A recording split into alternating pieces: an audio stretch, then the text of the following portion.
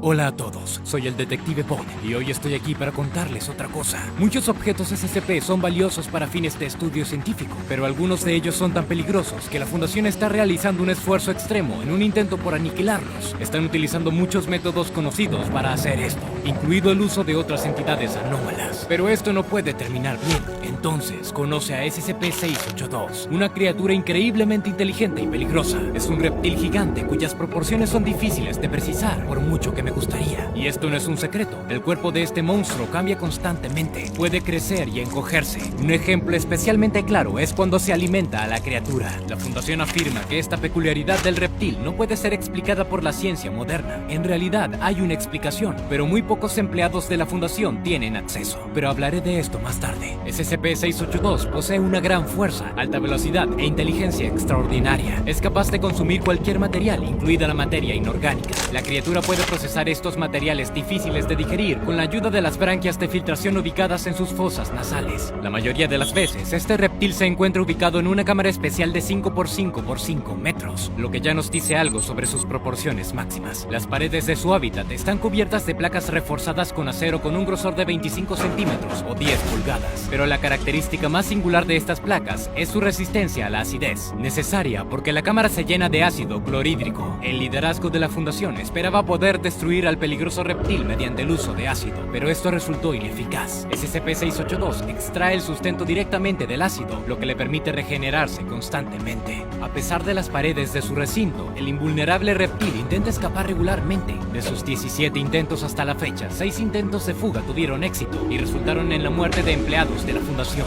Durante el primer intento exitoso, logró destruir una aldea cercana de 298 personas. Desde entonces, la Fundación se ha asegurado de que ni un alma viva habite la región en un radio de 50 kilómetros desde la instalación. Por razones poco claras, SCP-682 desprecia todas las formas de vida. Admitió esto a otro objeto anómalo, SCP-O79 u O79, que es una forma de vida consciente artificialmente inteligente. Durante su reunión, el reptil descubrió las complejas operaciones cognitivas de la IA y mencionó su deseo de matar a tantos seres vivos como sea posible. Desde el punto de vista de un ser inteligente, tal declaración puede parecer extraña. Después de todo, una criatura inteligente debe comprender la necesidad de varios elementos de su ecosistema, pero SCP-682 considera que esto no es importante, ya que no depende de la materia orgánica para su sustento.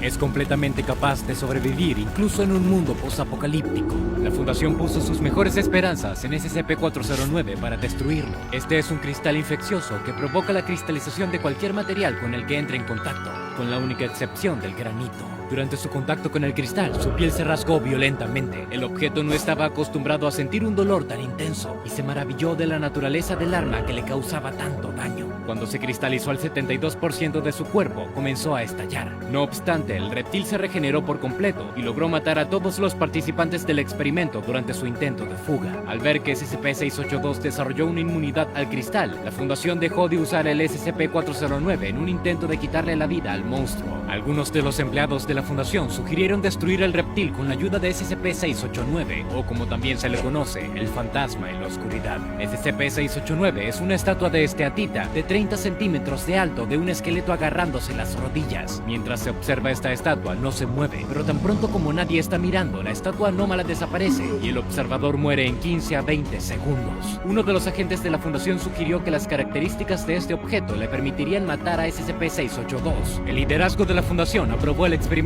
propuesto. Llevaron al reptil a la cámara de la estatua y apagaron las luces. 5 minutos después, cuando se volvieron a encender las luces, descubrieron un charco de líquido gris negruzco sin señales de vida. Pero cuando un empleado de clase D entró en la habitación para verificar el estado del objeto, SCP-682 se levantó inmediatamente del charco, mató al empleado y comenzó otro intento de escape. La Fundación consideró su último fracaso y determinó que el reptil de alguna manera averiguó la naturaleza de la estatua mortal y se hizo el muerto para engañarlo. Otro objeto anómalo, SCP-182, se negó a cooperar con el reptil indomable. SCP-182 es un hombre cubierto de cicatrices que es capaz de penetrar en los pensamientos de personas y animales, provocando alucinaciones y locura. Sus razones para negarse estaban obviamente conectadas con su miedo al impresionante intelecto del reptil. Según mis datos, SCP-682 era conocido por las organizaciones que precedieron a la Fundación SCP. La primera prueba nuclear del mundo se llevó a cabo en Nuevo México en 1945 en un intento por destruir al reptil indestructible. Las bombas nucleares se utilizaron como armas de guerra solo a partir de entonces. Si echas un vistazo a la prueba en video y detienes el clip en los 38 segundos, puedes descubrir una escala apenas visible que se asoma a través de las ráfagas de humo de la nube en forma de hongo. A los 45 segundos se puede ver un fragmento de la cola cubierta de arena de la criatura a 35 metros del epicentro de la explosión. Desafortunadamente, SCP-682 no murió en la explosión. De hecho, la radiación a la que fue sometido solo sirvió para fortalecerlo. Debido a su capacidad para consumir y digerir cualquier material, la criatura simplemente consumió la radiación y reparó sus tejidos dañados. Por este hecho, por el costo y los peligros asociados con el uso de dispositivos nucleares, se tomó la decisión de poner fin a los intentos de matar al monstruo mediante el uso de esto. Más de medio siglo después, la Fundación financió la construcción del Gran Colisionador de Hadrones en Suiza. Imagínense, la investigación científica cubre el papel principal destinado al colisionador, la liquidación de SCP-682.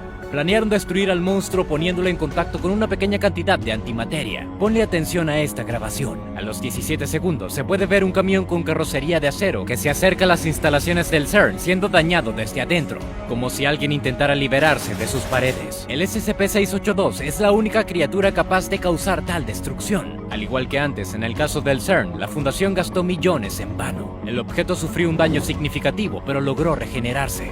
Es probable que grandes cantidades de antimateria hayan destruido a la criatura, pero la cantidad necesaria para matar al monstruo de una vez por todas sería tan grande como para causar una catástrofe global o incluso la destrucción de la Tierra. Hemos establecido que el monstruo SCP-682 ciertamente existe, pero hay una gran cantidad de preguntas sin respuesta sobre este ser. ¿Por qué el objeto puede aumentar su tamaño? ¿Cuáles son sus mecanismos que permiten su digestión y regeneración? ¿Cuál es la causa de su odio por toda la vida? Y si estas preguntas tienen respuestas, ¿por qué y cómo se ocultan? La primera pregunta puede ser respondida por los resultados de los análisis celulares que descubrí pirateando los servidores de la Fundación. Según sus datos, las células de los reptiles están conectadas entre sí de una manera inusual. Sus conexiones intercelulares son más grandes que las células. Son tan densas y elásticas que se estiran y comprimen como un resorte. Al entrar en contacto con la materia orgánica, estos resortes se estiran, mientras que el contacto con el material inorgánico hace que se compriman. Al descubrir esto, la Fundación comenzó a alimentar al reptil con piedras y ácidos para que conserve sus pequeñas dimensiones. Las células de los reptiles se parecen a las células madre humanas. Estos forman todos los tejidos y sistemas de órganos de los fetos humanos nonatos. El hecho de que el reptil se parezca mucho a un embrión a nivel celular le permite regenerar rápidamente las partes dañadas del cuerpo.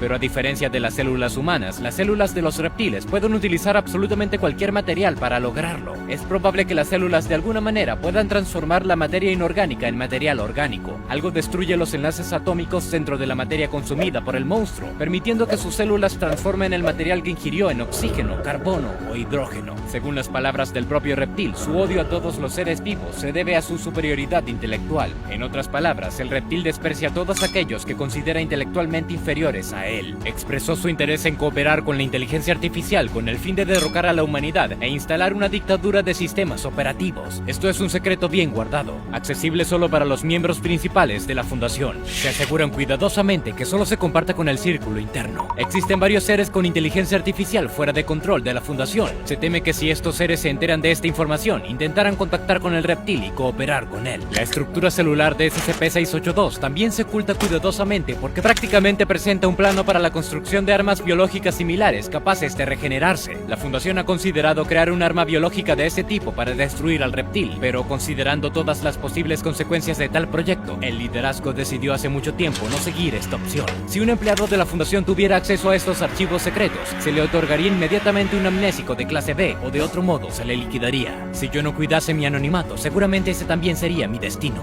A partir de ahora, el liderazgo está poniendo sus esperanzas en un arma biológica que puede usarse contra el reptil invulnerable. Los científicos de la Fundación están trabajando en nuevos virus que pueden resultar capaces de contrarrestar la capacidad del monstruo para regenerarse a nivel celular. Si esto no tiene éxito, entonces el espacio ultraterrestre sigue siendo nuestra única esperanza. El plan para la destrucción cósmica del monstruo se mantiene en un documento separado, según el cual el reptil será lanzado al sol en una lanzadera automática en el 2050 si todos los demás esfuerzos para destruirlo resultan en vano. Según esta idea, el objeto debería quemarse a menos que, por supuesto, sea de alguna manera capaz de utilizar la energía del sol para regenerarse. No será posible promulgar este plan antes del 2050, ya que actualmente ninguna nave espacial es capaz de transportar una gran cantidad de masa fuera de la órbita de la Tierra. Cabe señalar que la lanzadera está diseñada para transportar no solo al reptil, sino también a todas sus celda de retención, resistiendo el ácido. Esta es la única forma de incapacitar a la criatura durante el vuelo. Además, un departamento independiente de la Fundación está entablando negociaciones con el reptil. Intentan persuadirlo para que no destruya a todos los seres vivos. Sin embargo, el objeto ha demostrado ser inquebrantable en su cosmovisión. Mientras tanto, lo que me queda por hacer es observar los eventos que ocurren. A veces entro en la zona de exclusión de 50 kilómetros, pero las fuerzas de seguridad de la Fundación me impiden acercarme. Si SCP-682 hiciera otro intento de escape exitoso, podría llegar a mi posición en apenas 12 minutos y 22 segundos. En ese tiempo podría tomar algunas fotos y escapar en mi auto.